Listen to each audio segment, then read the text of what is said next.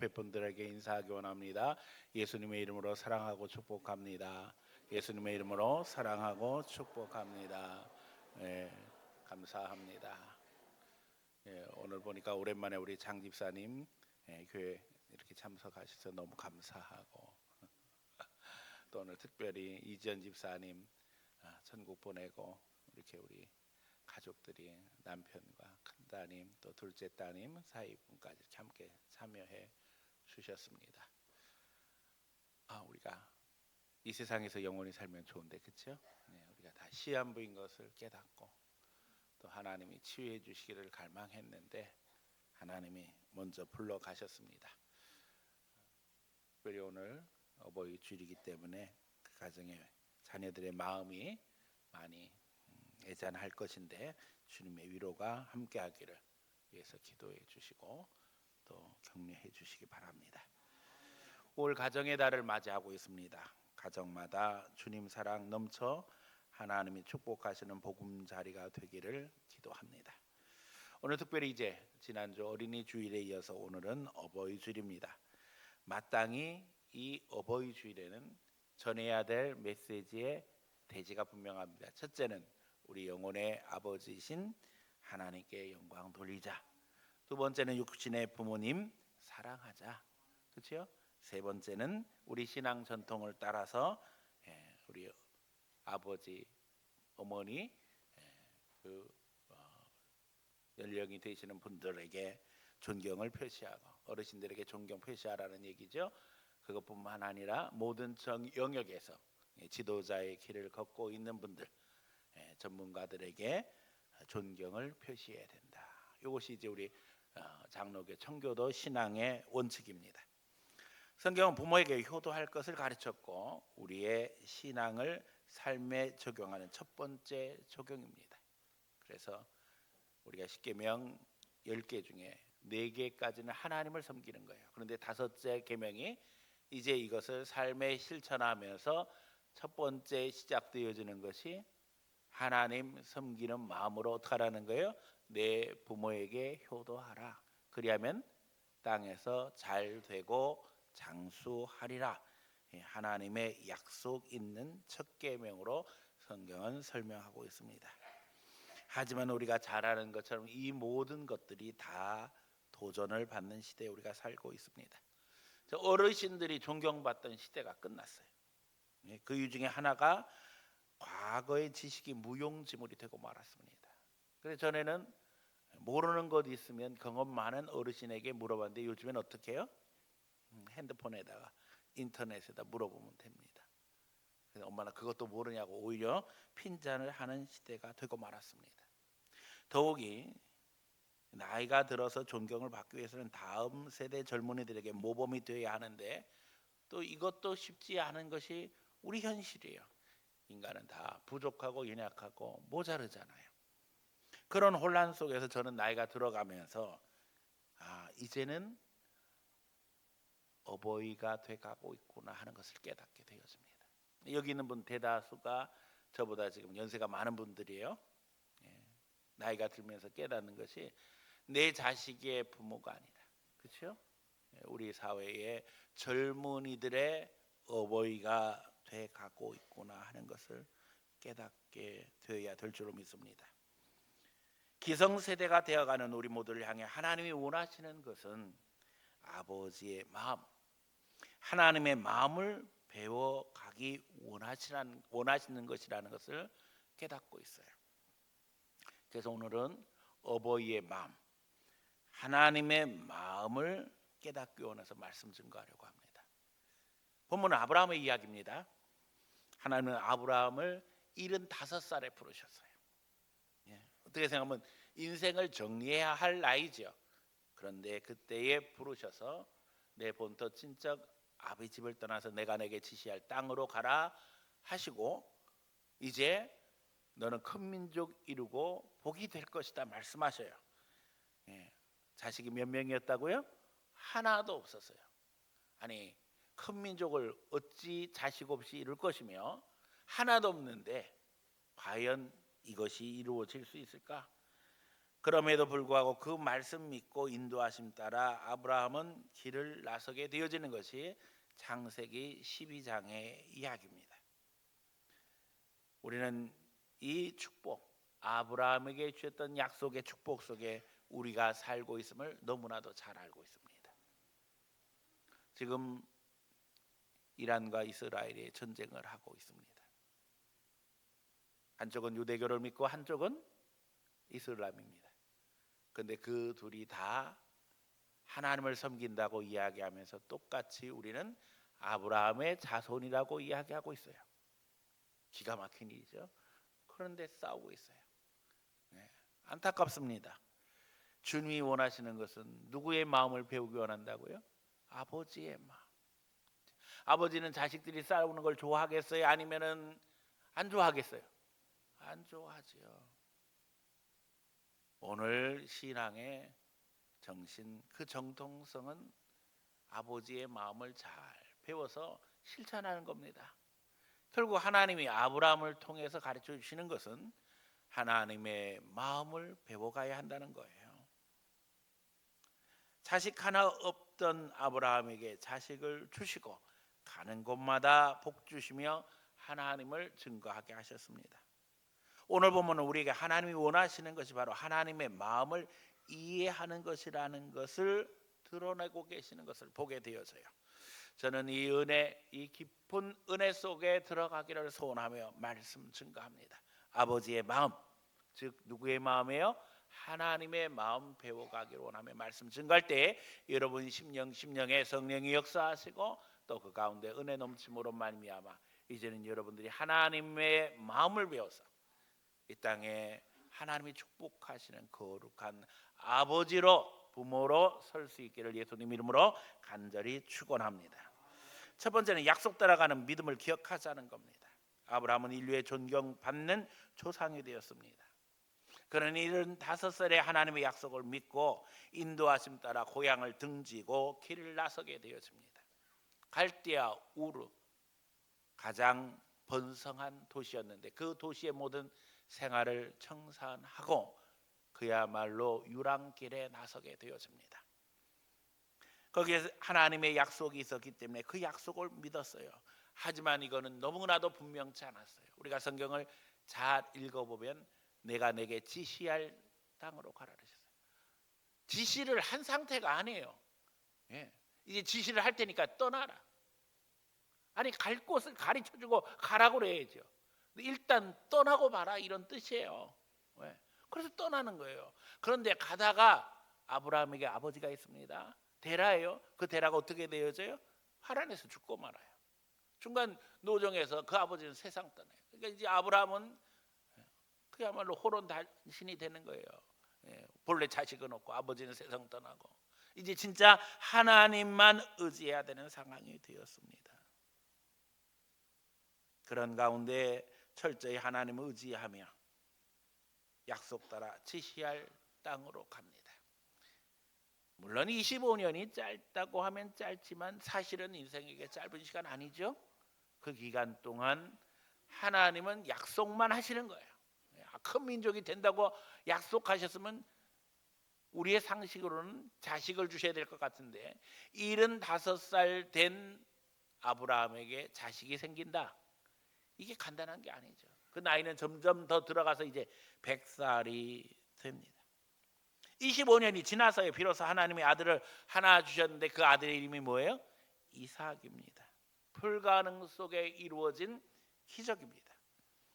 하나님은 천사를 대동하시고 아브라함을 찾아오십니다. 그리고 이야기하시죠. 내년 이맘때에 아들이 있게 될 것이다.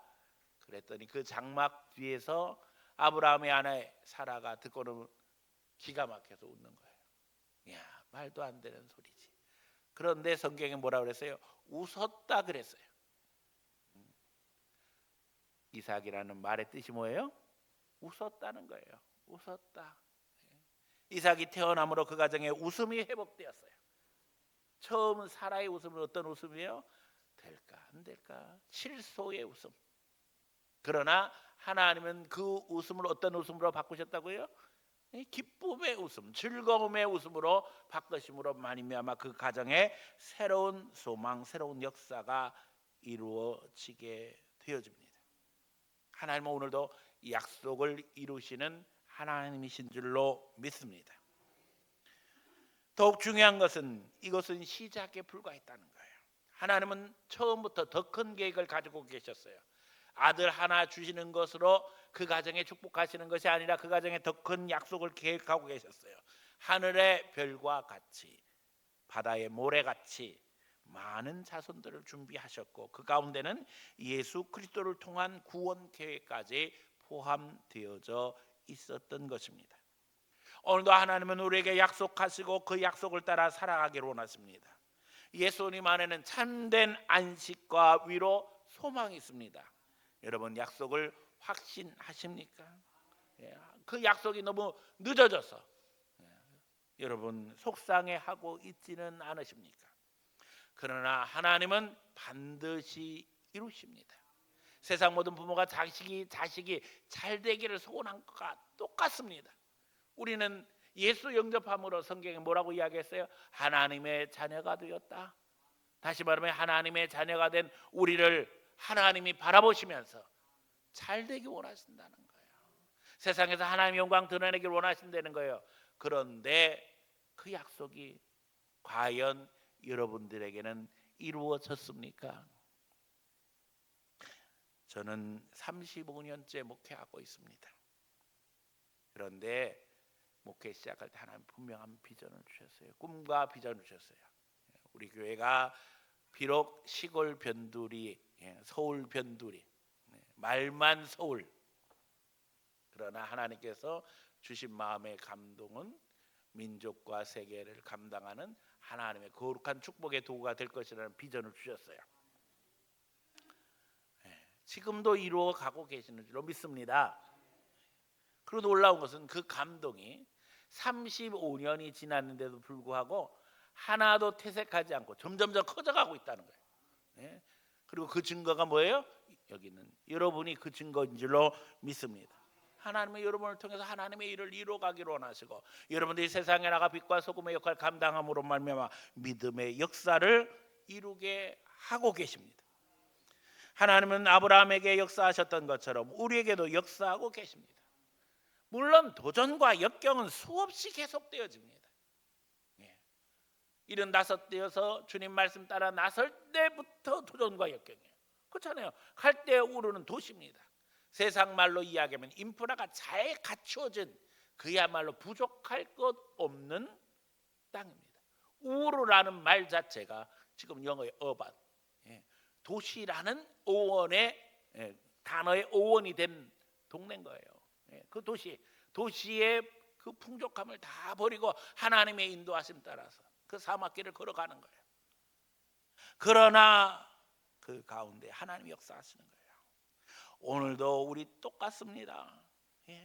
도전과 역경 계속돼요. 그러나 잊어버리지 마세요. 이건 다 과정이에요. 이건 지나가는 과정입니다. 하나님의 계획은 너무나도 분명합니다. 우리를 통해서 하나님의 구원의 통로가 되게 하신다는 거예요.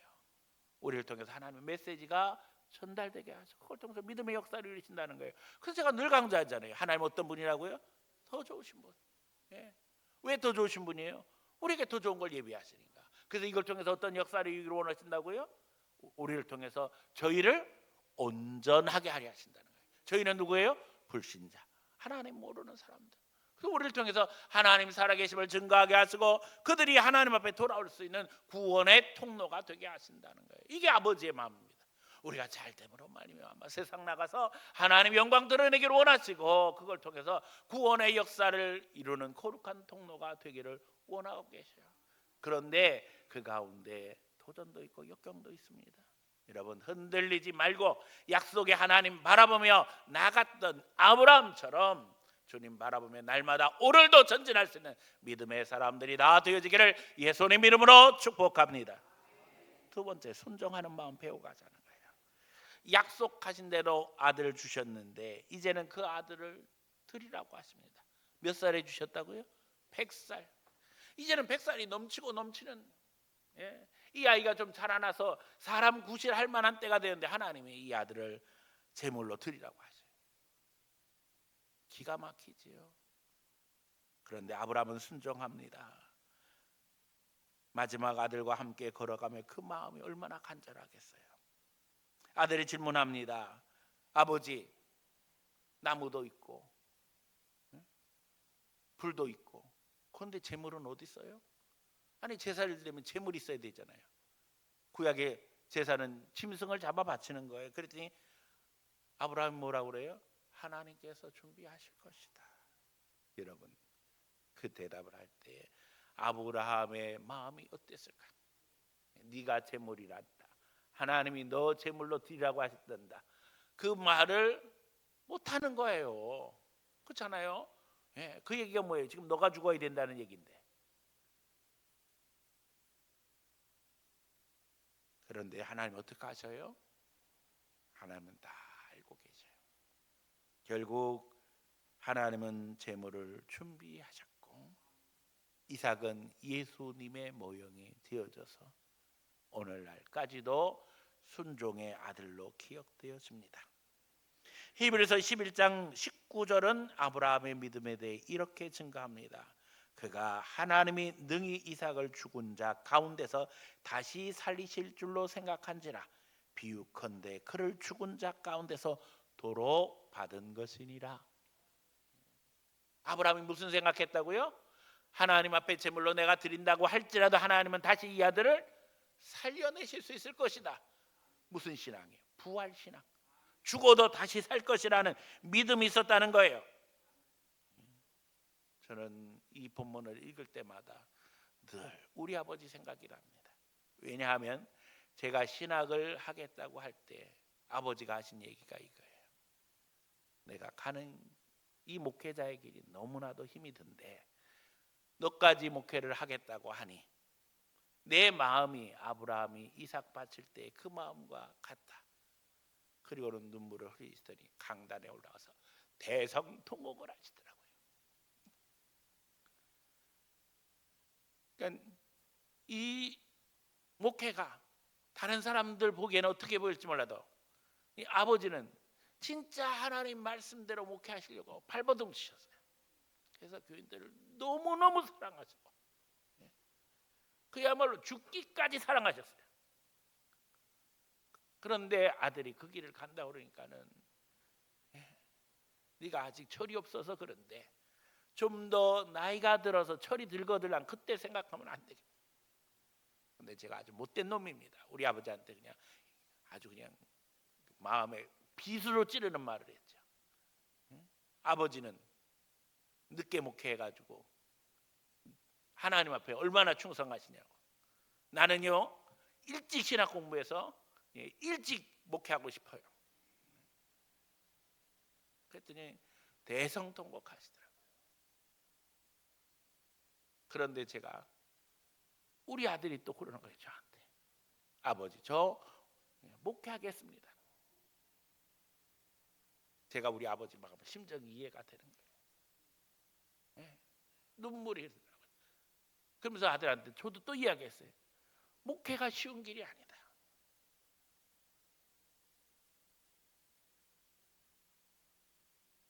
그러면서 우리 아버지의 마음을 제가 이해를 하게 되었어요. 아, 우리 아버지의 마음이 지금 내 마음과 같았겠구나. 그리고 이제 오늘 본문 말씀을 보면서 아브라함의 마음은 어땠을까? 또 그걸 바라보시는 하나님의 마음은 어떠셨을까? 여러분, 몇 년 전 개봉된 영화 데이비드 헬링 감독의 작품 하나님의 마음, 원어로는 Only His Son입니다. 이 아브라함의 이야기를 다룬 내용이에요. 아브라함이 이삭을 모리아산으로 데리고 가면서 아브라함과 이삭이 대화를 나누는 그 내용을 다른 영화가 개봉되어져서 가서 본 적이 있습니다. 그 아브라함과 이삭이 대화를 나누는데 그 감정 표현, 감정의 교환이 세밀하게 묘사가 되어 있습니다. 그 과정에서 하나님을 또 예수님을 깨닫게 하는 내용들이었어요. 결국 아들을 하나님 앞에 드린 아브라함의 마음이 누구의 마음에게 연결되어 있는 거예요? 하나님의 마음. 하나님이 누구를 주셨어요? 우리를 위해서 아들 예수님을 주셨잖아요. 너무나 사랑하지만 순종함으로 이삭을 준비하는 아브라함. 너무나도 아들을 사랑하시지만 인류를 위해서 아들을 내어주신 아버지의 사랑, 그리고 그 뒤에 숨겨진 부활의 비밀. 여러분, 죽어야 살잖아요. 이성적으로도 본능적으로도 이해하기 힘든 말씀입니다. 하지만 주님은 여기서 도전하십니다. 그리고 우리에게 말씀하시죠. 아버지의 마음을 배워라. 우리가 다 나이가 들어서 이제 기성세대가 되어졌고, 심지어는 주일학교 아이들이 뛰어다니면서 할아버지, 할머니 그렇게 부르는 상황이 되었어요. 여러분, 그러기에 저는 외칩니다. 누구의 마음 배우자고요? 하나님의 마음을 배우자. 이게 세 번째 대지입니다. 아브라함은 하나님의 마음을 배워갑니다. 우리를 포기할 수 없으신 하나님, 그럼에도 불구하고 사랑하는 아들 예수님을 내어주십니다. 그리고 거기에는 부활의 비밀이 있습니다. 예수님의 십자가로 우리의 죄값을 지불하셨습니다. 피 흘림 없이는 사함이 없다고 그랬어요. 죄를 지었는데 어떻게 용서받을 것인가? 결국 예수님이 우리를 대표해서 십자가를 지심으로 말미암아 우리는 용서받게 되어지고, 이제 죽으신 예수 그리스도를 다시 살리심으로 말미암아 예수님의 정의로움이 드러날 뿐만 아니라 우리가 다 그 은혜 속에서 하나님의 자녀가 된 거예요. 예수 십자가 부활을 믿기만 하면 하나님의 자녀가 되는 이 놀라운 은혜가 오늘도 우리에게 있게 되어진 것입니다. 이제 하나님은 우리에게 요구하십니다. 부모의 간절함을 갖고 다음 세대를 위해 기도하며 다음 세대를 하나님 앞에 의미 있는 삶을 살도록 가르쳐야 한다는 것입니다. 세상을 닮아가는 것이 아니라 하나님을 향해 나가며 예수 그리스도의 진리를 증거하는 삶을 살도록 가르쳐야 한다는 것입니다. 죽어도 다시 산다는 신앙으로 우리는 승리해야 합니다. 아브라함은 가장 사랑하는 이삭을 하나님 앞에 드렸습니다. 하나님께서는 가장 사랑하는 독생자 예수 그 아들을 우리 위해서 내어놓으셨습니다. 이삭에게는 예비되어진 땅이 있었습니다. 예비되어진 양이, 짐승이 있었습니다. 그 양이 예수님의 예표예요. 그 짐승이 예수님의 예표예요. 하지만 예수님에게는 양이 예비되어지지 않았어요. 예수님이 진짜 양이시기 때문에 예수님이 우리 위해서 목숨을 내어주셨어요. 하나님은 아들을 사랑하셨지만 우리를 더 사랑하시기에 아들을 내어놓으셨습니다.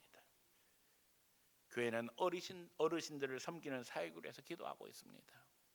하나님의 명령이니까 우리가 부모에게 효도하는 게 당연하죠.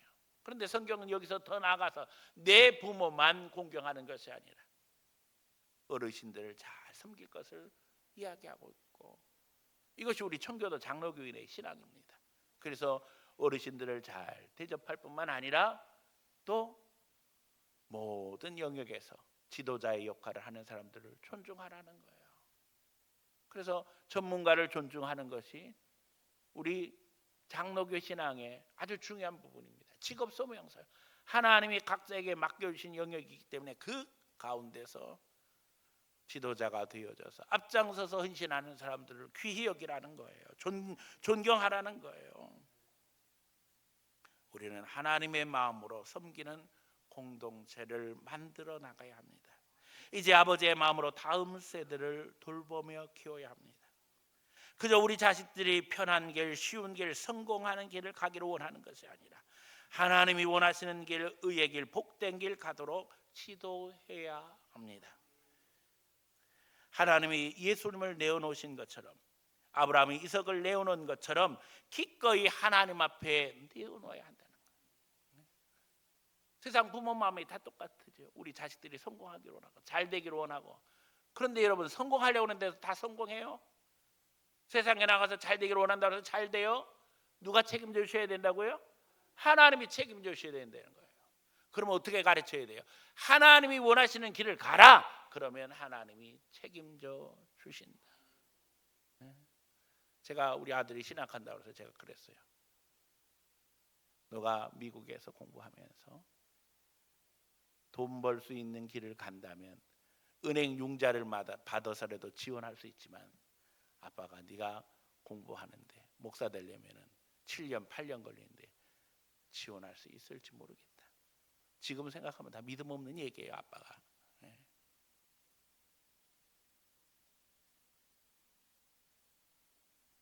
우리 아들이 군대를 가야 되잖아요.